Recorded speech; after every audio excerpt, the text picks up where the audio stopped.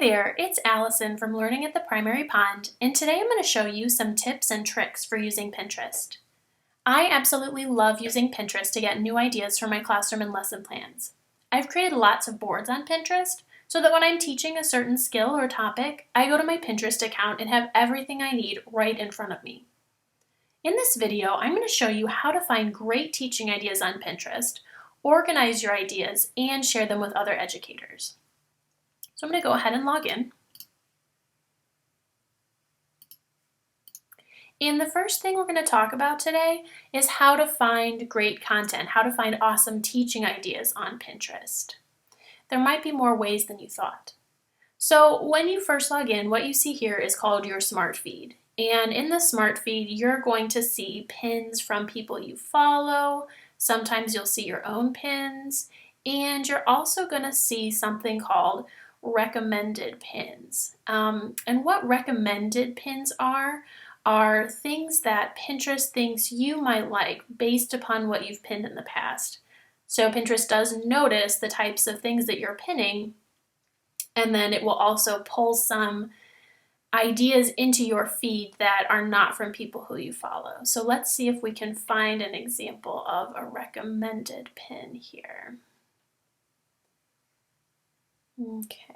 Okay, so here it says picked for you.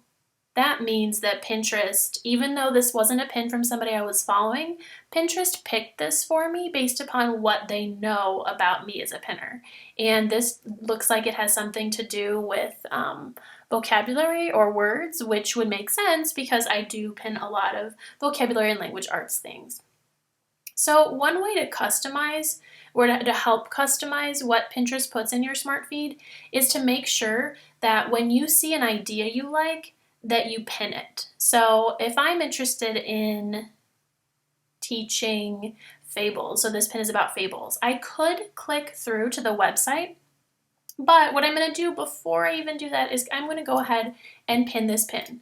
So that way, wherever I pin this pin, let's see. I'll pin this under Reading Workshop.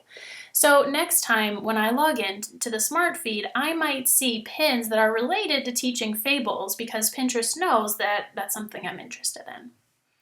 Okay, so that's the most obvious way to find interesting teaching ideas. Another way to find great teaching ideas is to use this little box up here that says Find Friends. Now sometimes Pinterest will put in there people who you're friends with on Facebook, if you've linked up your Facebook, and sometimes they'll put in here people who pin things that you might be interested in, or they're somehow, they follow people that you follow. So there's a good chance that any of the people here who I could click on will have pins that might interest me. So let's see. Let's click on this pinner, Monica Schroeder. So if I look at her pins to see if she has stuff that I'm interested in, yeah, she's pinning teaching stuff. So she is somebody who I might want to follow, so I can follow her. And then from now on, the pins that she pins will show up in my Smart Feed. So that's another great way to find people and ideas that are interesting. Something else you can do to find interesting teaching ideas, if you just feel like browsing, you can go to this little drop-down menu up here, click, and then find education. So if you're not looking for anything in particular, you just want to be inspired, you can scroll through the education category and find all kinds of neat ideas. Something else you're going to notice at the top is up here it says related interests. So here we have subcategories of education. So science education, physical education, foreign language education, nutrition education, art education. So I can actually click on one of these. I'm interested in foreign languages. So there are even subcategories here, related interests. So I'm going to click on teaching Spanish because I teach in Spanish. And I can click follow up here. And what that does is now in my Smart Feed, the next time I log into Pinterest, I may see pins from the Teaching Spanish category. I can also just check out the category here by scrolling through it and seeing what people have pinned in this category. Okay, so you can use the education category. You can use subcategories like teaching Spanish. And another way to find great content, if you're looking for something very specific, is to use the search function. So you probably already know about this, but all you have to do is type in what you're looking for. So if I'm interested in short vowels, I'm going to type in short vowels here, and a bunch of pins are going to come up that I might be interested in. But something really fun that I've been doing lately is you can actually, instead of having it here on all pins, you can click boards. And here you're going to find tons of boards that are just about short vowels. So here we have short vowel family, short vowels, phonics, short vowels. All of these pinners have boards that are just about short vowels. So of course I can click on one and explore, or I can follow boards that are interesting to me. Like, let's see. So I'm not following this board yet, so I'm going to click follow here. So now these pins, when this pinner pins to her short vowel board, I'm probably going to see some of those pins in my smart feed when I log in. So again, that's another way to customize my smart feed to get what I really want. Okay, so one more thing you can do to kind of collect interesting ideas on Pinterest is to pin from external websites. So if you're on a blog or some other website, most blogs and websites now have a pin it button. So if you see this big red button here, I can pin from my blog by clicking here. I'm going to type in my description and then pin it to one of my boards. So that's another way to collect ideas on your Pinterest boards. Okay, so now we talked about lots of different ways to find content. Now we're going to talk about ways to organize it. So if you look here, you'll see that I have over 12,000 pins. I've pinned a lot of stuff. Now that's not useful to me unless I can find what I need very quickly. So what I've done is I've created very specific boards.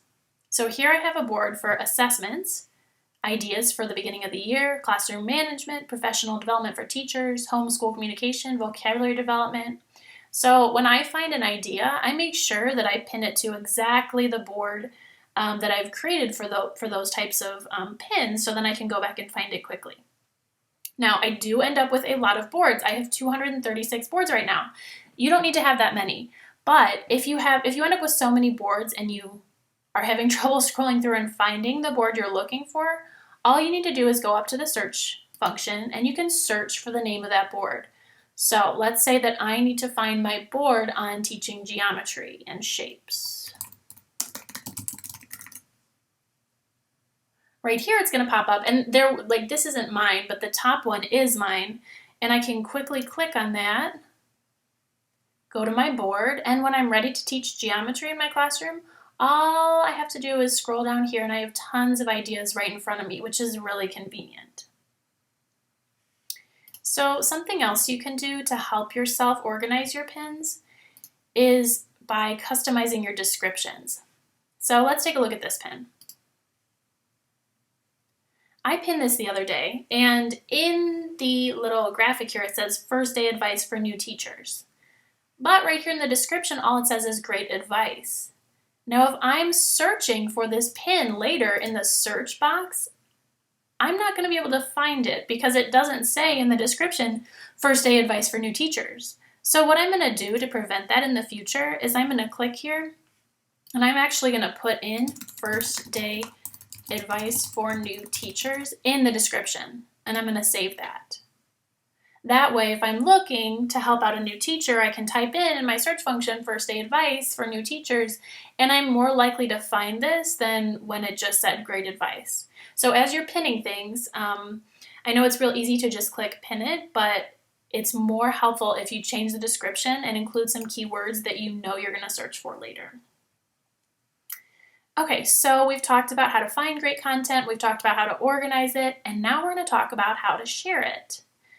So one of the fun things about Pinterest is that it makes it really easy to share what you like with other people. So if you look right up here, it says Facebook share. And if I want to share this idea using command hooks and attention rod to create an anchor chart stand, I can just click Facebook here and set it up so that this pin will pop up on my Facebook newsfeed, and that way my teaching friends can see it. Something else that you can do to share your pins is click this little button that says send. This is really handy. So right here, if I have a friend who I want to send this pin to, if I want to send this to Eileen, I would click on her, and then the pin pops up in her messages. So now she sees this pin that I've sent to her. Something else I can do is I can click send again, and I can actually send this pin to an email address. So if I have a friend who is also a teacher and I know would just love this pin, I could type in her email address. Or something that I do all the time is I actually email pins to myself. If you look down here, this is my work address. This is my work email address. So I can send this pin that I found if I'm pinning on the weekend and I'm like, hey, I'm going to want to use this on Monday. I can send this pin as an email message to myself at work. So that's really handy. Okay, so today we've talked about different ways to find great teaching ideas on Pinterest. We've talked about how to organize your content so that you can find it quickly and easily. And we've talked about how to share your ideas with other teachers. I hope that you've learned at least one new idea that you can take away that will help make Pinterest a more useful tool for you. I would love to share awesome teaching ideas with you. To follow along with me on Pinterest, just click on the link below. Thanks for watching and happy pinning!